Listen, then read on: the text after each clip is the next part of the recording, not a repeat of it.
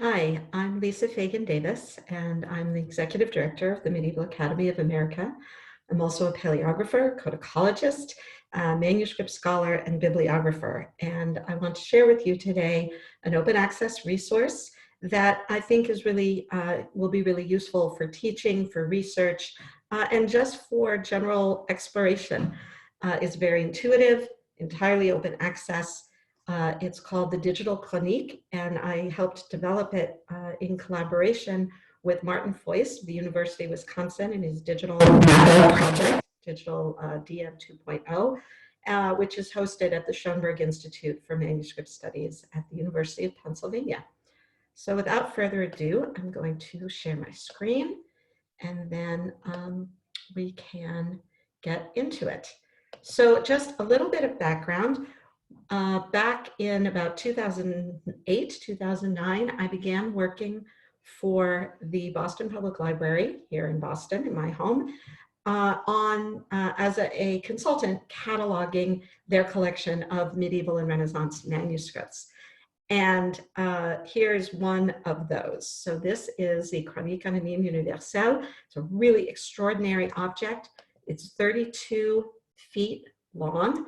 And it basically is a scroll, obviously, dates from the late 15th century, and it tells the story of the entire history of the world, starting at creation and going all the way to the year 1461 and the coronation of King Louis XII of France.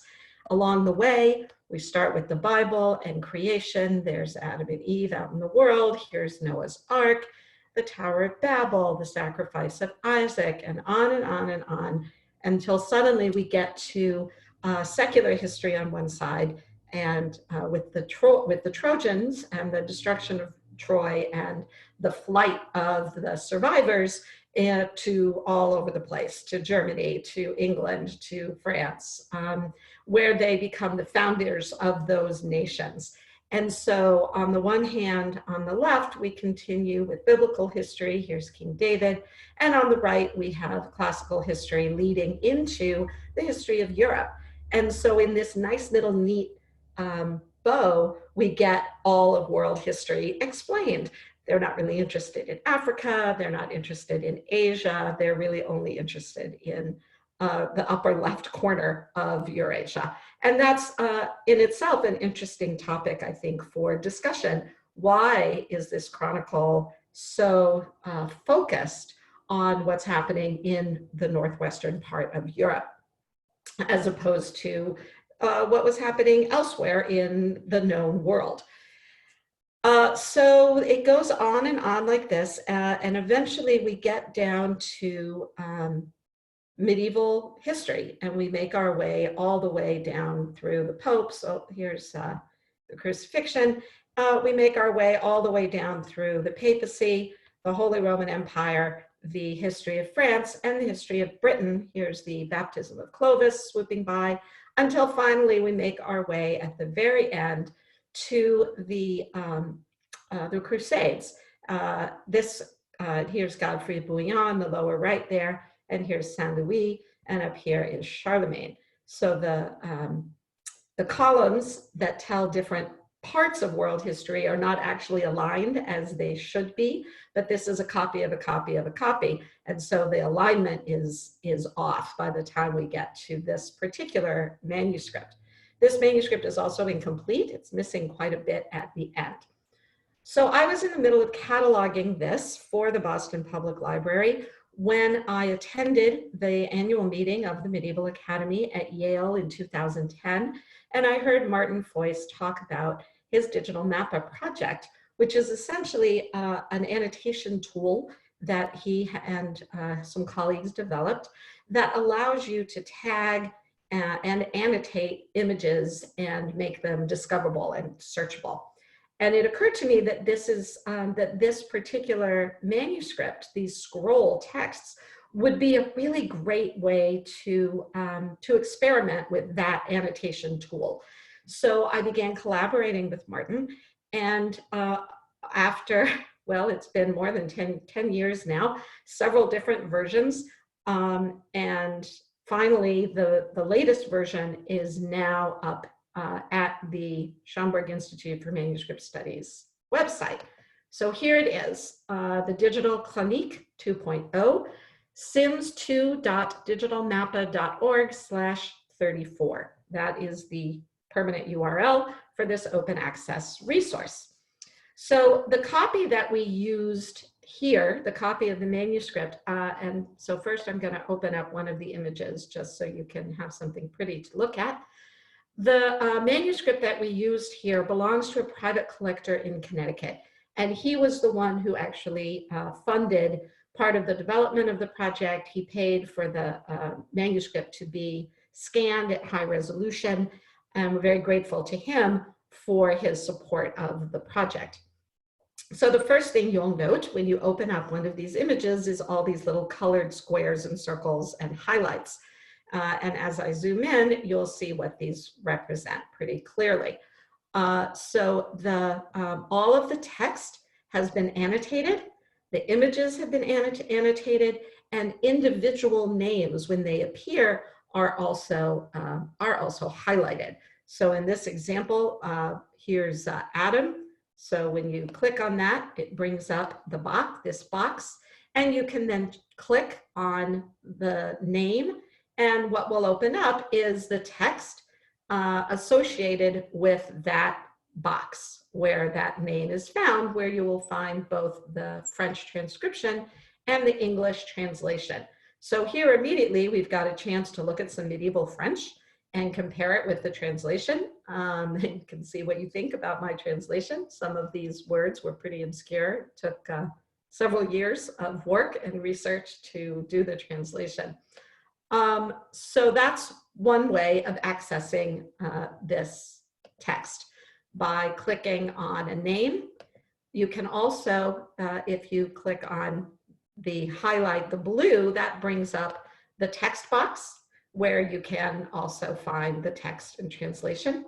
You can use the next and previous to navigate in consecutive paragraphs through the text, if you want to just read it straight through without looking at the images, although you really should look at the images.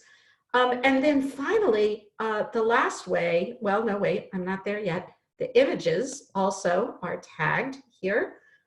Here's the creation of Eve. If you click on that, it will bring up a description of the image and tell you what you're looking at. And you can also then navigate from one illustration to the next. So that's one way of accessing the text, by clicking on the names and the text to read it and to explore the individuals who are named in the text. If you want to just look at the image, you can do that as well by clicking on the little eyeball up here to get rid of the annotations. And then you can actually then zoom in quite tightly to take a look at the images. So all of the segments of the scroll is actually about 50 feet long. All of them have been imaged at very high resolution. Unfortunately, we couldn't, it's such a huge file to have them all in one large image that we decided to break it up into segments. So we have actually taken a scroll and cut it up into almost a codex, which is kind of odd, but that's what we had to do. So the last piece of this, besides the text and the illustrations, we also have these genealogical diagrams that start with Adam and Eve and go straight down in an unbroken line of descent all the way to King Louis XI. And so that is another really interesting way of digging into the content of these scrolls. So if, for example, we were to roll over this particular genealogical annotation, that's Shem, we can open up a schematic diagram of this genealogy. I did this using GenePro software. It took me about 2 years to transcribe the entire genealogical diagram. And it's a really interesting way of looking and seeing how people in the Middle Ages conceived of world history. So we start up here with Adam and Eve, and I've color-coded this so that you can very quickly jump from one section to another. The green is the Royal House of France. Oh, no, France is over here in purple. This is Britain in green. These are the Holy Roman emperors. These are the popes down here. Yellow is the Bible, and so on. So you can kind of see how these different pieces of history are linked together, and how in the medieval imagination, what we might think of as legendary texts and legendary genealogical diagrams link together and actually connect with medieval history in a really direct and consistent way. So the genealogy is really a kind of a fun way to dig into this. Now, it's not all correct. So if you are an expert in French or English historical genealogy, you might find mistakes. And that's because the manuscript has mistakes. And when some of those are really obvious, they've been noted in these annotations. So you've got your genealogy, you've got your text, you've got your illustrations. But there's also an index of people. So if you go down here and you open up the index of individuals, you will find, in fact, an alphabetical list of 1,400 individuals who are named in this document, from Aaron all the way to, I think, Zosimus. Pope Zosimus is the last one. There you go, Aaron to Zosimus. And in here, you will find everyone: King Arthur, Julius Caesar, all of the emperors, the popes, Queen Vashti, lots of Isabels, Margaret, Countess of Burgundy, all sorts of people, pretty much anyone that you can think of, you will find here. When you find a person in whom you are interested, so say, for example, I'm going to pick, I like Nebuchadnezzar. So I'm going to look at where Nebuchadnezzar appears. So when you open up the annotation tool associated with an individual, this pop-up box will tell you all the different places where this person is named and where they appear. So I'm going to go, say, to this one, and it will open up the text. And then you can click on here to get yourself to the image. So once we've opened up the image, then we can now take a look at how Nebuchadnezzar is imaged and how the text, here's the text associated with him, and the translation up here. So that's one way to get into the text. Another way, rather, is by looking at this index of individuals. And then finally, one of the best ways is simply by using the search box. So this is completely discoverable by keyword searching. So if you were to go up here and say you looked up, oh, I'm just throwing this out there for no particular reason. If you look up plague, you will find that plague is mentioned in one paragraph. And here it is. So if we scroll down this way till we get to the translation, I think we'll have to do a Control F to find where the word plague appears. There it is. And the sentence is, and in this year, Charles I Dauphin was born, and then there were good times in France. In the year 1400 was the great plague, and for fear of it, all of the children of the king were sent to Evreux, where they remained for a long time. Well, that might stimulate an interesting conversation about how wealth disparity is manifested in a pandemic. So that's, I won't say any more about that. So you have all sorts of ways of using this, of accessing it. And then the very last thing down here at the bottom are additional witnesses. So we have linked here other manuscripts of this text. So here, for example, is the one at the Rylands Library in Manchester. And these are being shared here using IIIF functionality. So there's a description, and here is the first image. And if you want, you can then open up the first image of our manuscript W, and then you can start comparing different copies of the manuscript. and you can look at the format, you can look at the texts, and you can actually do some critical apparatus if you want. It's a nice way to think about manuscript transmission and how all of these different copies are related to one another. Now, I have written a whole book about this object, about this text, about the Chronique Anonyme Universelle.